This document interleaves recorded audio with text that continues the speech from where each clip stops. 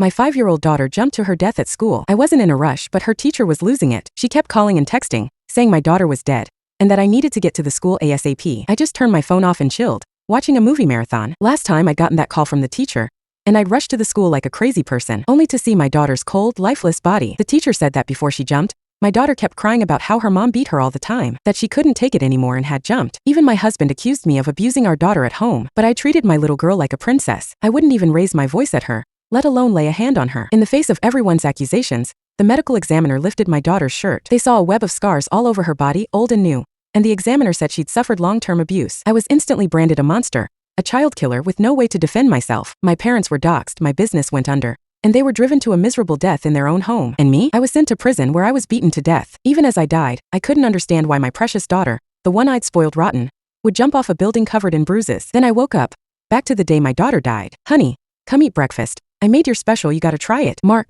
always sweet and supportive, brought my breakfast and placed it in front of me. His usual gentle smile made me shudder. Mark was my house husband. He stayed home and took care of the house, our daughter and I. Over the years he'd been meticulous and thoughtful, taking care of my daughter, and I like we were his whole world. My friends all said I'd landed a real winner, a sweet, perfect guy, and I thought so too. If it weren't for the last life, where he glared at me with venom, accusing me of being a cruel mom, a total abuser, I never would have guessed that my calm, kind husband could have such a twisted side. Hey, are you okay? You're spacing out, gotta eat. Mark waved his hand in front of my face. I suppressed my doubts and anger and sat at the table. I looked at my daughter across from me, sipping her milk. My eyes welled up. It was today. After she ate and went to school, she jumped. And the last time, all I'd seen was my daughter's body. I'd held her, crying until I was numb, but the teacher had pointed at me, telling me to stop faking it. I was clueless. She'd said my daughter jumped because I was always beating her. She claimed that my daughter had even said she'd rather die than go home. When I went to defend myself, Mark rushed to school. I expected him to stand up for me, clear my name, but instead he turned red-faced and cursed me out in front of everyone. Ever since I came into your house, it's been nothing but beating and yelling. You never treated me like a human being. I took it all for our daughter. I said, treat me however you like, but why did you have to hurt our daughter like that? I begged you so many times. Why did you have to push her to this? Mark's words were filled with venom and tears, painting me as a monster who loved to abuse people. My explanations were drowned out by the crowd's shouts. Then, the medical examiner came to inspect the body, revealing the scars, old and new, covering her little body. The examiner immediately said that these scars were from long-term abuse. Even a tiger doesn't eat its cubs. This woman is worse than an animal. People like her don't deserve a husband or children. They don't deserve to live. Her daughter was so unlucky, getting stuck with a monster for a mom. Letting someone like her live, even a second longer, is polluting the earth. The evidence was stacked against me, and people hurled insults and curses my way. Some of the onlookers even threw garbage and rocks, wanting to kill me right there. I was cuffed and taken to the station, with everyone calling me a monster mom, snake, miserable father. The internet exploded. Everyone cursed and screamed at me online, all with the meanest insults. My parents were doxxed, their business ruined. They were trapped in their house, attacked and smeared with paint and manure whenever they went outside. Eventually they died, and no one found their bodies until it was too late. And I was abused and beaten to death by the inmates. Even as I died, I couldn't understand why my daughter, the one I cherished, would jump to her death with her body covered in bruises. The pain from that life was still fresh. This time, I was going to find out what really happened. I ate my breakfast as normal. When Mark was about to take our daughter to school, I stopped him. Her hair's a little messy. Let me brush it. I took my daughter to the bathroom, shut the door and lifted her shirt. Her body was smooth, not a single bruise, completely different from the scarred body I remembered. So where did it all go wrong? Why was she covered in injuries just hours later? Hon, are you done in there? She's going to be late. Mark knocked on the door, hurrying me. I opened it, looking at Mark.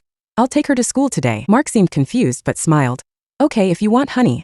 He turned and started clearing the table without saying another word. His behavior was so normal, it didn't seem suspicious. But that made me even more desperate to find the truth. As I drove my daughter to school, I asked her, "Hey sweetie, has anyone been bothering you at school?" My daughter replied with a smile.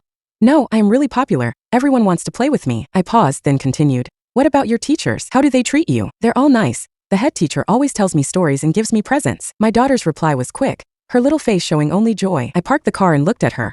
"What about mommy? How does mommy treat you?" Her bright eyes widened and she said immediately, "You treat me really well, mommy." Then she kissed me on the cheek. "I love you the most." I hugged her tight, not saying anything else. Then I drove her to her school. Her teacher was waiting outside. "Hey, Mrs. Jones, what a nice surprise seeing you here." The teacher smiled at me, taking my daughter's hand. "Oh, my schedule is light today." I smiled back and observed the teacher. She smiled and then crouched down, tickling my daughter's nose. "Look how much your mom loves you. She's here with you even though she's so busy." Her performance was friendly and sincere. Even her eyes seemed to express pure love. She didn't seem like a two-faced manipulator. That made me more confused. In the last life, I had a decent relationship with the teacher. She was kind and great with the kids. I'd often tried to treat her to lunch to thank her for taking such good care of my daughter, but she always refused, saying that she was just doing her job, and that she didn't need anything extra. I thought she was a truly good teacher, fair and diligent, but just a few hours later, she publicly accused me of being a cruel mom who was abusing my daughter. I really couldn't understand what went wrong. I had 3 hours before my daughter was supposed to jump, but I still couldn't figure out what was going on. Just thinking about how my happy little girl would turn into a cold body made me sweat. Last time, everything happened so suddenly, I was helpless to stop it. This time, I would not let that happen. After a few more words with my daughter's teacher, I left. But I didn't go far, I just kept watching them. I didn't leave until the school was all locked up and the classes had started. I sat in my car racking my brain. Why was I being branded as a monster when I did nothing? Why was my daughter fine when she left? But then hours later at school, she jumped to her death, with her body covered in long-term abuse marks. Why did Mark and the teacher, who I thought were good, change and accuse me of things that I didn't do? These questions were swirling around in my head, making it hard to focus. I knew that something was wrong, but I couldn't figure out where it had all gone off the rails. So I tried to think back to the last life and find the missing piece. After thinking for 40 minutes, the answer finally clicked. I immediately called my secretary. Hey, I need you to look into something for me. I waited in the car, my heart beating fast. I needed to know if I was close to the truth. 10 minutes later, my secretary called back with his findings. As I listened to him, my hand shook on my phone. It was all just like I thought. I spoke firmly. I need you to take care of something for me fast, no matter the cost. Remember, don't tell anyone. After that call, I drove away from the school. 2 hours later, the teacher called, over and over as if she was panicked. When I didn't answer, she started texting. Mrs. Jones, something terrible happened. Your daughter jumped off a building at the school. You need to come now. Mrs. Jones, why aren't you answering? You need to come to the school. The texts kept coming. I just turned my phone off and went back to watching the movie I'd started. Half an hour later, the movie was done. So I turned on my phone to find that every social platform was attacking me. People were even live streaming. The streaming location was my daughter's school. In the video, the teacher had tears in her eyes, crying out. She was so well behaved. The teachers and children loved her so much. I just don't understand how a mother could treat such a sweet child this way. She told me she'd rather die than go home. I thought she was joking. I never thought she would do this for real. She was only 5. How much pain was she in to make this choice? I've called her mother over a dozen times and she won't answer. Like her daughter's death doesn't even matter. How could a mother be so cold? Then the teacher played a recording. In the recording, my daughter said quietly, Miss Peterson, can I give you all my candy, please? Don't make me go home. Mommy hits me every day. I am so scared of her. I don't want to go home. My daughter's eyes were full of tears and terror. The teacher looked like she was about to cry. The live stream went viral. Everyone on the stream was saying how sad it was that my daughter had died and calling me a monster. Mark was there as well, holding his dead daughter and crying for the camera. Because she is rich, she thinks she's better than me. She beats me and my daughter and doesn't treat us like humans. Then Mark rolled up his sleeve to show the bruises on his arm. I've considered leaving her, but she said if I left, she would take our daughter from me. I put up with it because I love my daughter, but then she pushed her to jump off a building. I hate that I ever married this monster of a woman. Like in the last life, Mark was very convincing when he talked about my abuse, and he acted so sad and in pain. The audience was furious. Oh my God.